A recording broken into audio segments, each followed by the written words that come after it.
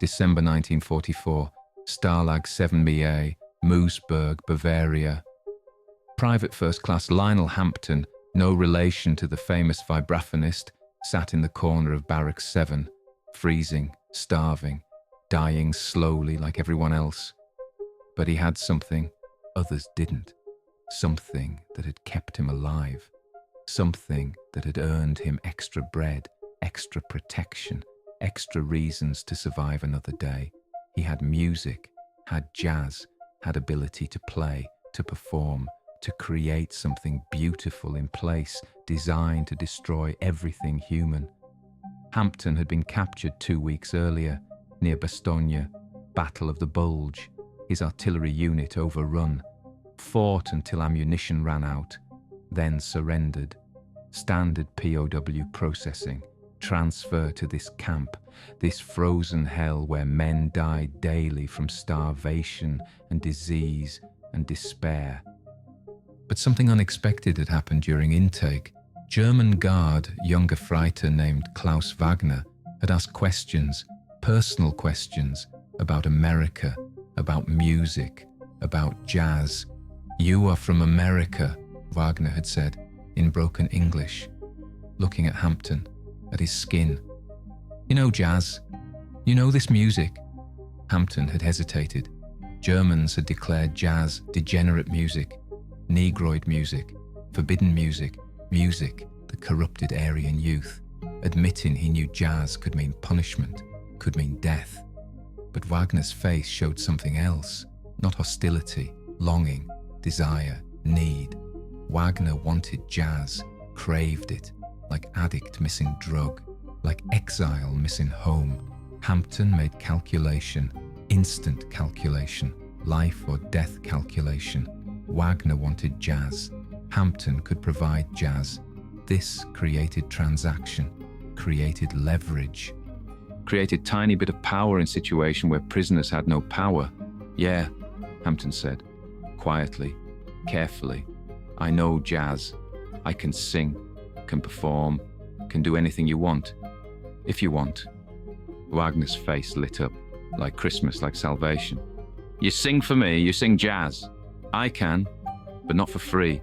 I need food, need protection, need reasons to stay alive. You give me reasons. I give you jazz. We trade. Fair trade." Wagner agreed, immediately, desperately. "Yes, yes. You sing. I bring food. I protect. You live. You sing. This is deal." That was 2 weeks ago. Since then, Hampton had sung almost nightly, in guard room, after lights out, for Wagner and select guards.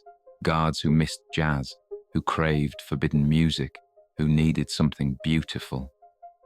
This is the story of how one black POW survived Nazi imprisonment through the music Nazis had declared degenerate. Subscribe to see more untold stories like this. Most people don't know this history exists. Nazi Germany's relationship with jazz was complicated, contradictory, revealing. Officially, jazz was forbidden, declared degenerate music, Negroid music, music that corrupted German youth, music that represented racial mixing, cultural degradation, everything Nazis opposed.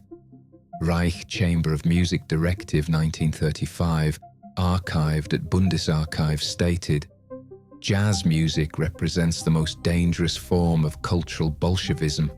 Its syncopated rhythms appeal to base instincts. Its origins in Negro culture make it fundamentally incompatible with German cultural values. Jazz performances are forbidden, jazz recordings are banned. German youth must be protected from this degenerate influence." The ideology was clear. Jazz was black music. Black music was inferior. Inferior music corrupted superior race. Therefore, jazz must be eliminated. But reality was different, contradictory, hypocritical. Many Germans loved jazz, craved it, needed it, including Nazi party members, including Wehrmacht soldiers, including guards at POW camps. They'd grown up with jazz in the 1920s, in Weimar Germany. when Berlin had thriving jazz scene, when American musicians performed in German clubs, when jazz was everywhere. Then Nazis banned it, declared it degenerate, forbade performances, destroyed recordings, punished musicians. But couldn't eliminate desire, couldn't erase memories, couldn't kill need. Germans still wanted jazz, secretly, desperately, dangerously. They obtained bootleg recordings, listened secretly, craved what ideology forbade, needed what propaganda condemned. Wagner was one of thousands, maybe millions, Germans who officially condemned jazz while privately craving it. Lionel Hampton was born in Philadelphia, 1920, grew up surrounded by music. Father played trumpet, mother sang in church choir. Neighborhood was alive with jazz, with blues, with swing, with everything that made Black Philadelphia vibrant. Hampton started singing young, church first, then school, then clubs. By 18, he was performing regularly, small clubs, basement joints, wherever needed vocalist, made little money, but loved it, lived for it. Music was everything. Pearl Harbor changed everything. Hampton enlisted, army, artillery, trained at Fort Bragg. Segregated training, segregated units, segregated everything. But he was serving, was soldier, was American. Deployed to Europe, November 1944, Battle of the Bulge, December, captured December 19th, processed, transferred to Stalag VII-A, assigned to Barrack 7, given minimal food, given no hope, given every reason to give up, except music. Music stayed with him, in his memory, in his voice, in his soul. Music couldn't be taken, couldn't be stolen, couldn't be destroyed. Music remained, ready to save him.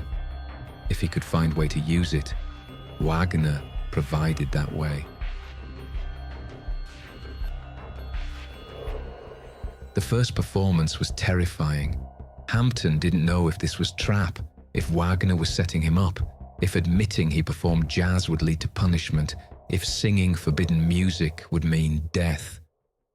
Wagner led him to guard room after lights out. 4 other guards there, young men, maybe 20, 22, exhausted, scared, fighting war they knew was lost, guarding prisoners in camp where everyone was dying slowly. They looked at Hampton, Black American prisoner, enemy, inferior race according to everything they'd been taught, but also potential source of something beautiful, something forbidden, something desperately needed. Wagner gestured to makeshift stage, corner of room with chair. Sing. Jazz, American jazz, please. Hampton stood on the stage, hands shaking, voice uncertain, started with song his father had taught him. St. Louis blues, W.C. Handy, classic, safe, universal. I hate to see that evening sun go down. His voice was rough at first, weak from starvation, but strengthened as he sang, found rhythm, found melody, found power he'd forgotten he had. The guards were transfixed, eyes closed, swaying slightly, transported.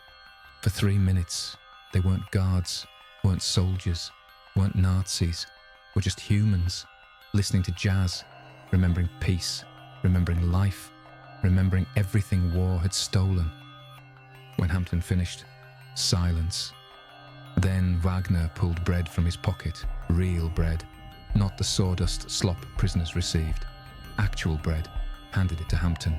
More, tomorrow. You sing tomorrow, every night. I bring food, I protect. This is deal. You understand? Hampton understood. This was survival. This was leverage. This was tiny bit of power in powerless situation. This was everything. I understand. I'll sing every night for food, for protection, for life. The performances became routine, nightly, after lights out. Hampton would be escorted to guard room, would sing for 30, 40 minutes. Jazz standards, blues, swing, everything he knew, everything he remembered, everything that kept him alive. The guards paid in food, bread mostly, sometimes soup, sometimes meat, sometimes cigarettes. Hampton could trade for other supplies. The food was enough to keep him alive, to maintain strength, to survive when other prisoners were dying. But guards provided something else too: protection. Wagner warned Hampton about inspections, about dangerous guards, about SS visits, about everything that could kill him. Wagner ensured Hampton wasn't assigned to worst work details, wasn't beaten, wasn't selected for random punishment. This protection was fragile, was dependent on Wagner's authority, on Commandant's ignorance, on other guards' complicity, but existed, made survival possible. Hampton was interviewed by Veterans History Project in 1989, age 69. The interview archived at Library of Congress. Every night I sang for them. Every night I traded music for survival. Was it collaboration? Yes. Was it necessary? Also yes. I don't apologize, I don't justify. I survived, that's what matters. I sang jazz. They gave me food. I lived. Others died. I lived. Because of jazz, because of music, because of trade, because of everything. Was I ashamed? Sometimes. Performing for enemy, entertaining guards, taking their food while other prisoners starved. But shame doesn't matter when you're starving. Pride doesn't matter when you're dying. Survival matters. Living matters. Going home matters. I sang. I survived. I went home. That's what matters. The guards, they were humans. Young, scared, missing home, missing peace, missing music, missing everything. They weren't monsters, weren't devils, were humans in impossible situation, like me, like everyone. War makes monsters, but underneath, humans remain. The guards who listened to jazz, they remembered they were human. For those minutes, during performances, they remembered. I saw it, in their faces, in their tears sometimes. In their thank yous, they remembered humanity. Jazz did that, music did that, art did that. Klaus Wagner survived the war, was captured by Americans May 1945, held as POW, released 1946, returned to Bavaria, lived quiet life, carpenter, family man, never spoke about war, about camps, about anything. Then 1987, researchers documenting POW camps contacted him, asked about Stalag VII-A, about American prisoners, about conditions, about everything. Wagner agreed to interview, age 62. The interview archived at Institut für Zeitgeschichte München. Interviewer: do you remember any specific prisoners? Wagner: 1. Negro soldier, Lionel Hampton. No relation to the famous musician, but could sing like him. Could sing jazz like I'd never heard, like angels, like salvation, like everything I'd been missing. Interviewer: how did you discover he could sing? Wagner: during intake, I asked about America, about music, about jazz. He hesitated, was afraid. Jazz was forbidden. I could report him, could punish him. But I needed jazz, desperately. War was hell. Camp was worse. I needed something beautiful, something human, something that reminded me life existed. He saw desperation in my eyes, made deal. He'd sing, I'd provide food, protection. We'd trade. We traded. Interviewer: was this authorized? Wagner: no, was completely unauthorized. Commandant would have punished me if discovered. Other guards risked punishment by attending. We all risked everything, for jazz, for forbidden music, for something beautiful, because we needed it. Because humanity requires beauty, because we were dying inside without art, without music, without everything that makes life worth living. Interviewer: Do you feel guilty about benefiting while other prisoners suffered? Wagner. Every day, I gave Hampton extra food, protected him, because he sang. Other prisoners died, starved, received nothing. They had no jazz, no leverage, no way to trade. They died. Hampton lived, because of music, because of me. I carry that. Carry knowing I saved one while thousands died. Carry knowing I chose him because he entertained me. Carry everything. But also, Hampton lived, survived, went home. That matters. I helped that, enabled that, protected that. Both true, both real, both permanent. Guilt and pride, shame and gratitude. Everything complicated. Everything true. Interviewer. Did his music change how you viewed black people? Wagner. Completely. I'd been taught Negroes were inferior, were primitive, were less than human. Then Hampton sang jazz that moved me to tears, sang with skill I couldn't imagine, sang with soul that proved everything I'd been taught was lies. One Negro singing jazz destroyed decades of propaganda, destroyed ideology, destroyed racism, made me recognize I'd been lied to, systematically, comprehensively. Hampton's voice did that. His music did that. His art did that. In 3 minutes of St. Louis blues, everything I believed collapsed.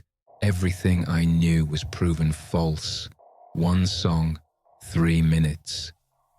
Everything changed.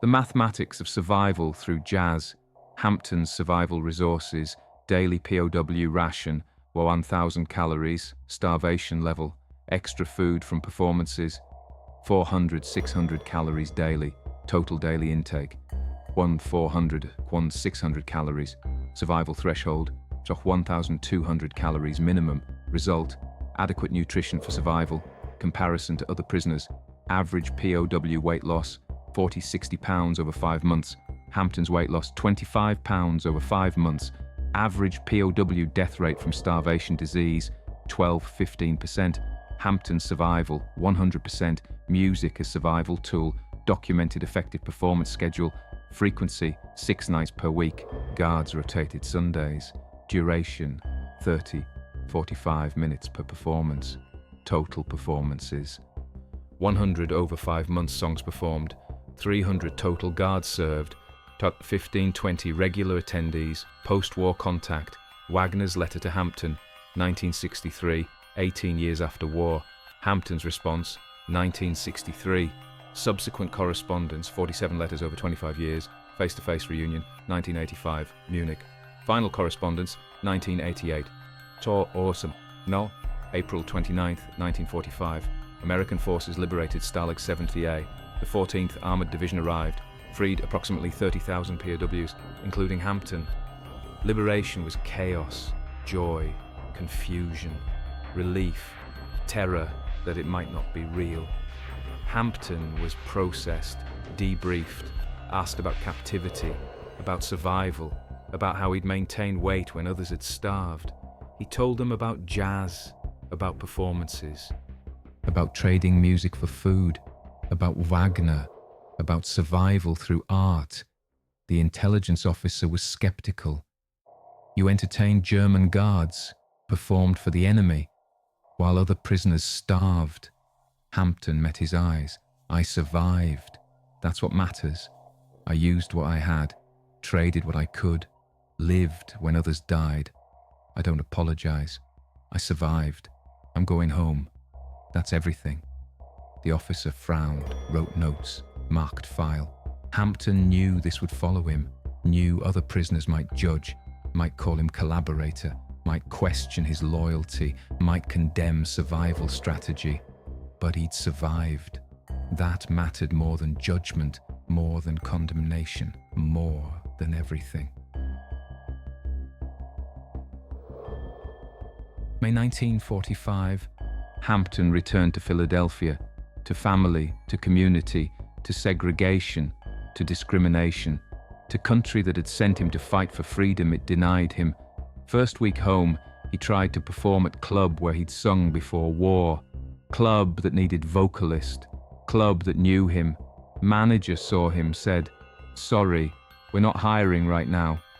Hampton saw white vocalist on stage, saw help wanted sign in window, saw rejection, saw racism, saw that fighting for America didn't make him American enough to work. He tried other clubs, other venues, other opportunities, all rejected, all closed, all maintaining segregation despite his service, despite his sacrifice, despite everything. Eventually found work, loading trucks, manual labor, work that didn't require singing, didn't use talent, didn't value art, just needed body, needed muscle. Needed someone willing to work for wages white workers wouldn't accept. He loaded trucks for 20 years, his voice unused, his jazz forgotten, his talent wasted because America wouldn't hire black musicians for white venues, wouldn't integrate clubs, wouldn't acknowledge that talent transcended race. The German guards who'd craved his jazz had treated him better than American clubs did. The enemy who'd paid him in bread respected his talent more than his own country. 18 years after war ended, Hampton received letter from Germany, from Klaus Wagner. He opened it carefully, suspicious, afraid. Why would German guard write him? What would he want? What would he say? The letter, translated from German. Dear Lionel Hampton, I don't know if you remember me. Klaus Wagner, guard at Stalag VII-A. You sang jazz for me, for other guards, every night for 5 months. Your voice kept me human during inhuman time. I've thought about you often, wondered if you survived, if you went home, if you're performing, if you're happy. I hope you are. I hope your music is bringing joy to others as it brought joy to me. I want to thank you. Thank you for singing. Thank you for sharing your gift. Thank you for reminding me I was human. Thank you for showing me that everything I'd been taught about race was false. Your voice destroyed my racism. Your jazz liberated me from ideology. Your art saved my soul. I know you sang because I gave you food, because you needed to survive. But I received more than entertainment. I received humanity. I received beauty. I received everything that made surviving worth it. Your music saved me, truly saved me, made me question everything, made me change, made me recognize truth. I don't know if you want to hear from me. I was your captor. I benefited while others suffered. I participated in a system that imprisoned you. I carry guilt for this, but I also carry gratitude for your music, for your humanity, for everything you gave me. If you don't respond, I understand, but know this. Your jazz mattered, your voice mattered, your survival mattered, you going home mattered, everything mattered. You saved lives, mine included. Thank you. Klaus Wagner. Hampton read the letter 3 times, cried, remembered terror, remembered hunger, remembered singing, remembered survival, remembered everything. He wrote back. Started correspondence, learned Wagner had become carpenter, had married, had children, had taught them equality, had raised them without racism, had lived life trying to redeem guilt, trying to honor what Hampton's music had taught him. They wrote for 25 years, 47 letters total, discussing music, discussing survival, discussing complexity, discussing everything, building friendship across former enemy lines, across guilt and gratitude, across everything. Hampton traveled to Munich, met Wagner face to face, first time in 40 years since liberation, since last performance, since last trade of jazz for bread. They met at cafe, recognized each other immediately, older, grey, but recognizable. Wagner stood, Extended hand. Hampton took it. They shook, then embraced, both crying. Wagner spoke first, in English now, learned over 40 years. You came. You're here. I didn't believe you'd come. I came. Needed to see you, needed to understand, needed closure, needed everything. They talked for hours about war, about camp, about performances, about survival, about guilt, about gratitude, about complexity, about everything. Hampton asked the question he'd carried 40 years. Did I betray other prisoners by singing for you, by accepting food while they starved, by surviving while they died? Did I betray them? Wagner was quiet. Then, you survived. That's not betrayal. That's achievement. You used what you had, created leverage from talent, traded art for life. That's not betrayal. That's brilliance. That's surviving impossible situation through intelligence and talent and determination. Other prisoners couldn't do what you did, didn't have what you had. That's not your fault. That's circumstance. You survived. They would have survived too if they could have. If they'd had something to trade, if circumstances were different, but circumstances were what they were. You survived them. That's not betrayal. That's survival. That's everything, Hampton cried. 40 years of guilt releasing, not eliminated, not resolved, but acknowledged, validated, understood. The United States Holocaust Memorial Museum, Washington, D.C., 3rd floor, Resistance and Rescue section. Small display. Survival through art. POWs who used talents for leverage. Inside, photographs of Hampton in uniform. Copy of Wagner's 1963 letters between Hampton and Wagner. Recording of Hampton singing at 1985 reunion. And list of songs Hampton performed at Stalag VII-A, reconstructed from Wagner's memory.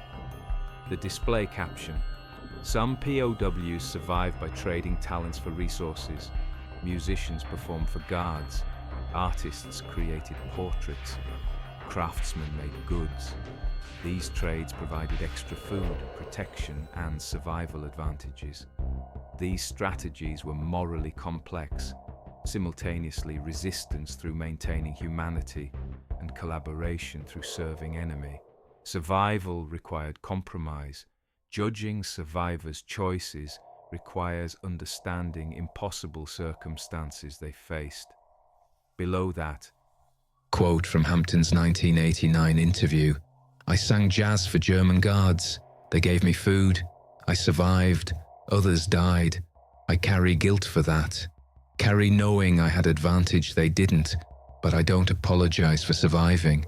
I used what I had, created leverage from talent, traded art for life. Would I do it again?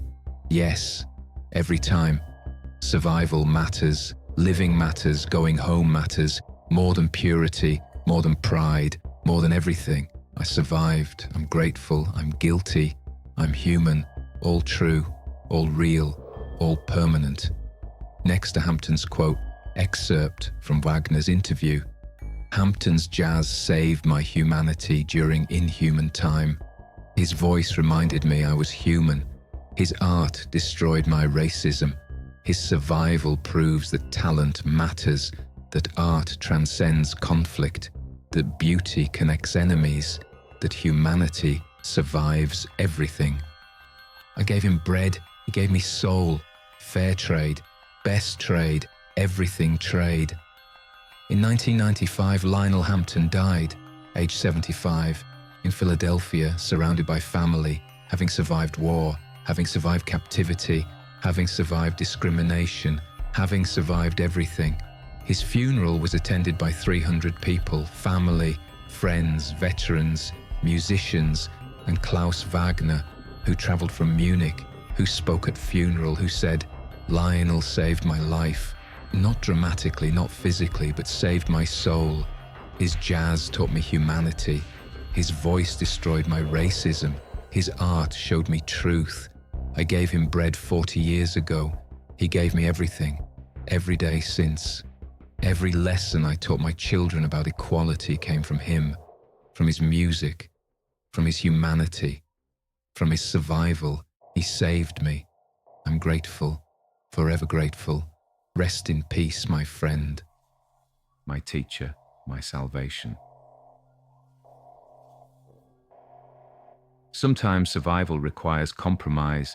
Sometimes staying alive means entertaining the enemy. Sometimes going home requires trading art for bread. Lionel Hampton sang jazz for Nazi guards, performed forbidden music for men who'd imprisoned him, traded songs for survival, created leverage from talent, lived when others died. Was this betrayal? Was this collaboration? Was this wrong? Or was this brilliance? Was this survival? Was this using everything available to stay alive? Both. Neither. All of it. None of it. Complex. Complicated. Human. Real. Hampton survived through jazz, through talent, through trading art for life, through refusing to die when death seemed certain. Through singing when silence meant starvation, through performing when giving up seemed easier, he went home, to Philadelphia, to family, to life, to everything music had purchased, to survival music had enabled, to future music had created and destroyed one German guard's racism in the process, through 3 minutes of St. Louis blues, through proving that black music wasn't degenerate, was beautiful, was soulful, was human, was everything. One performance at a time, one trade of jazz for bread at a time, one guard recognizing humanity at a time, one survival through art at a time, until Hampton went home, until Wagner learned equality, until music proved stronger than ideology, until art transcended conflict, until humanity survived everything, one forbidden song at a time.